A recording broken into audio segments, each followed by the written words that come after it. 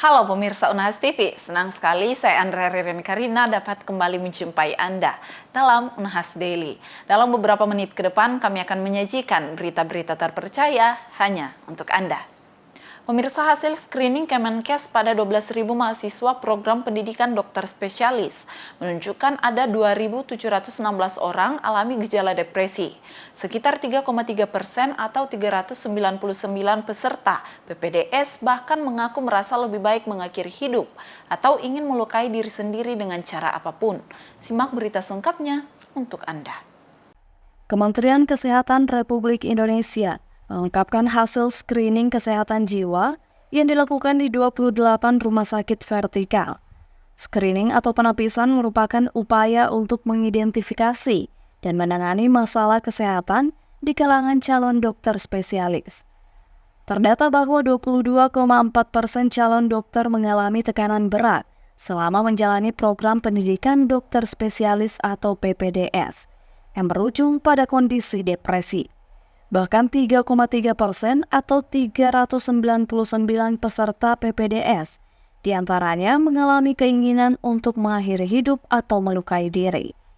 Dilansir dari Tribun.com, Ketua Junior Doctors Network Indonesia, Dr. Tommy Darmawan SP BTKV PhD, menyatakan bahwa Indonesia adalah satu-satunya negara di dunia yang tidak memberikan gaji kepada para PPDS. Hal ini bertentangan dengan Undang-Undang Pendidikan Kedokteran tahun 2013 yang mewajibkan pemerintah memberikan gaji kepada para PPDS. Situasi ini menjadi perhatian serius dalam konteks kesejahteraan dan kesehatan mental para calon dokter spesialis di Indonesia. Selain itu, seorang mahasiswa kedokteran Unhas, Kofifa Reski Sihab, memberikan tanggapannya tentang penyebab sejumlah calon dokter spesialis ingin akhiri hidup karena faktor depresi. Dia menyatakan bahwa perjalanan menjadi seorang dokter membutuhkan proses belajar yang panjang dan berat, terutama dalam menghadapi berbagai ujian yang menantang. Tekanan untuk belajar dengan intensitas tinggi dirasakan cukup kuat, dan kesiapan mental dan emosional sangat penting dalam menjalani profesi kedokteran. Sebagai seorang mahasiswa kedokteran, saya melihat pentingnya untuk memperhatikan kesehatan mental dan kesejahteraan mahasiswa kedokteran sebagai langkah yang sangat krusial dalam mencegah kasus-kasus yang berujung pada keputusan negatif yang akan merugikan. Nah, dalam proses belajar yang menuntut, di mana kami mahasiswa dihadapkan pada beban proses belajar yang tinggi, tekanan akademik, serta tanggung jawab besar terhadap kesehatan dan keselamatan pasien kami nantinya. Oleh karenanya, investasi dalam kesehatan mental dan kesejahteraan kami sebagai mahasiswa kedokteran bukan hanya merupakan tindakan yang empatik, tetapi ini juga merupakan langkah yang proaktif dalam menjaga kesehatan mental. Nah, dengan mendukung kesehatan mental mahasiswa, ini dapat membantu kami dalam mengelola tekanan, menjaga keseimbangan, dan mencegah terjadinya kondisi yang berujung pada keputusan negatif yang merugikan dan hal-hal negatif lainnya yang tidak kita inginkan, seperti yang kasus-kasus yang viral sekarang ini, Kak. Seperti itu.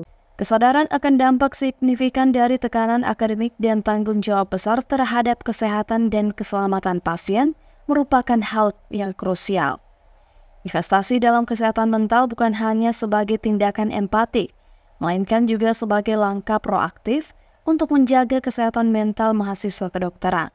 Ini akan membantu mereka mengelola tekanan, stres, dan mencegah kondisi yang dapat berujung pada tindakan negatif yang merugikan. Rahmatia melaporkan untuk Unhas TV. Pemirsa, masyarakat Indonesia punya tradisi unik usai merayakan Hari Raya Idul Fitri. Tradisi ini disebut dengan halal bihalal yang mengandung filosofi mendalam. Dalam momen ini, sekelompok masyarakat akan saling bersilaturahmi dan saling maaf-memaafkan. Tentunya dirangkaikan dengan berbagai hiburan bernuansa Islami. Lantas, seperti apa sejarah halal bihalal yang berkembang di Indonesia? Simak informasi selengkapnya untuk Anda. Dilansir dari Detik Jateng, pimpinan NU yang diyakini oleh kalangan Nahdlatul Ulama sebagai pencetus istilah halal bihalal ialah Kiai Abdul Wahab Syazbullah yang merupakan salah satu pendiri organisasi keagamaan ini. Meskipun dalam referensi lain menyebutkan bahwa istilah ini mulai dikenal sejak tahun 1935, namun peristiwa Kiai Abdul Wahab Hasbullah yang mengajak Presiden Soekarno untuk menggelar halal bihalal di tahun 1948 pernah dikisahkan dalam sebuah artikel karya Masdar Farid Masudi. Usul untuk mengumpulkan semua tokoh politik dalam silaturahmi yang bertepatan dengan Hari Raya merupakan hasil dari diskusi antara Soekarno dan Kiai Abdul Wahab Hasbullah untuk menyelesaikan masalah perpecahan para elit politik saat itu.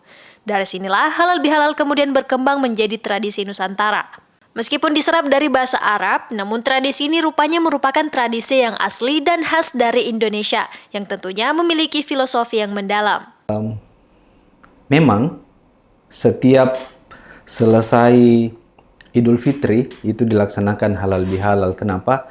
Ini adalah momen di mana dalam Islam mengenal bahwa Idul Fitri itu adalah kita kembali fitrah, kita kembali suci gitu, seperti anak bayi yang baru dilahirkan.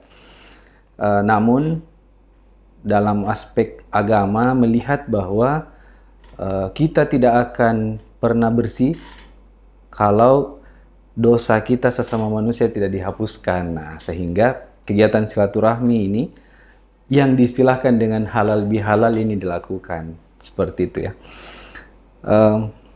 Dan bagaimana kegiatan ini mampu mengumpulkan banyak orang. Kemudian mungkin ada yang berselisih di situ, itu dibaikan kembali. Mungkin ada sesuatu yang tadinya salah pengertian atau keruh, suasananya keruh, itu diperbaiki kembali. Nah, ini dilakukan oleh masyarakat kita di seluruh Indonesia tentunya, ya.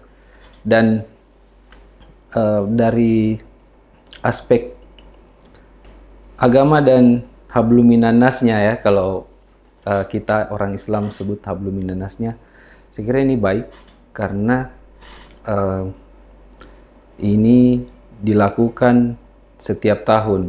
Seiring perkembangan zaman, masyarakat Indonesia mulai mengistilahkan kegiatan pada hari-hari besar dengan kata halal bihalal, tak hanya dalam momen Idul Fitri saja. Uniknya, pelaksanaan halal bihalal yang menggabungkan akulturasi budaya lokal dengan corak agama Islam menjadikan pelaksanaan halal bihalal di tiap-tiap daerah memiliki ciri khasnya masing-masing. Di Sulawesi Selatan salah satunya. Kegiatan halal bihalal di Sulawesi Selatan khususnya kalau kita melihat di instansi-instansi terkait, kemudian yang dilakukan oleh sekolah tinggi, universitas, kalau kita melihat kegiatan halal bihalal ini, mungkin keunikannya adalah rentetan prosesi yang dilakukan atau pengisi acara pada kegiatan itu. Ada yang mengisinya dengan akulturasi, menampilkan misalnya tarian, ya, yang menggabungkan antara tarian Islam dengan lokal. Nah, budaya lokal. Nah, itu salah satu keunikan saya kira yang menarik, ya. Kemudian tentunya ada pembacaan ayat suci Al-Quran, kemudian ada biasanya yang mungkin nasyid ya, nasyid ya, ya, lagu-lagu Arab. Nah, itu tadi sih yang menurut saya salah satu yang unik kalau di Sulawesi Selatan. Keunikannya yang lain, kalau saya lihat di Sulawesi Selatan adalah tidak memandang latar belakang yang diundang. Siapapun boleh datang. Kita melihat kalau di sekolah tinggi, universitas, instansi, perusahaan, dia tidak memilah dan memilih hanya orang Islam saja yang harus datang. Karena ini acara yang namanya halal bihalal. Ya, tentunya pada saat pelaksanaan halal bihalal ini semuanya orang boleh datang. Baik yang beragama Nasrani, Hindu, Buddha, maupun yang animisme boleh datang. Namanya silaturahmi kan ada yang memaknai bahwa silaturahmi itu saling bermaafan, kemudian halal bihalal saling bermaafan, kemudian memperbaiki hubungan yang tidak baik sebelumnya menjadi baik kembali. Lahir dari kelompok keagamaan umat Islam pada masa itu, budaya yang dilekatkan pada agama Islam ini sering dianggap sebagai sebuah tradisi yang tidak pernah dicontohkan oleh Nabi, juga tidak ada dalil yang mengaturnya secara spesifik. Menanggapi hal tersebut, Firman mengatakan selama tujuannya ke arah positif, hal tersebut dibenarkan. Kalau kita kaitkan tradisi dengan agama, saya rasa ini tradisi-tradisi yang kita lakukan di Indonesia, di Sulawesi Selatan khususnya. Kalau kita mau menghakimi secara agama, mungkin banyak yang dianggap bid'ah. Tapi kita lihat ini sesuatu yang positif. Kalau sesuatu yang positif, itu tidak ada salahnya. Mungkin ada ajaran-ajaran yang sangat keras begitu menganggap bahwa ini bid'ah, tapi saya rasa ini manfaatnya positif, arahnya ke positif, bukan sesuatu yang negatif. Kecuali hal-hal yang negatif membawa kita ke kesesatan, itu mungkin barulah dianggap tidak baik untuk kita. Tapi tradisi ini, kegiatan ini sudah menjadi tradisi di masyarakat, dan saya anggap ini sesuatu yang positif. Kenapa? Karena membawa kita bersilaturahmi, kemudian saling bermaafan. Mungkin yang lama tidak bertemu akhirnya bertemu, yang tadinya ada hal yang ada yang memiliki kesalahan paham mungkin baik dari ucapan maupun perbuatan, itu bisa dikelirkan dengan kegiatan itu. Kalau mau dikaitkan dengan bid'ah, saya rasa ini menjadi tradisi positif menurut saya, dan kalau mau dilakukan kegiatan ini mau dilaksanakan, saya kira tidak ada dan tidak bertentangan dengan ajaran agama. Sejarah mengungkapkan bahwa tradisi halal bihalal lahir dan berkembang hanya di Indonesia. Dengan filosofinya yang mendalam, halal bihalal menjadi tradisi yang harus kita jaga. Iva Syarahman, Adi Muhammad Syafrizal, Unhas TV.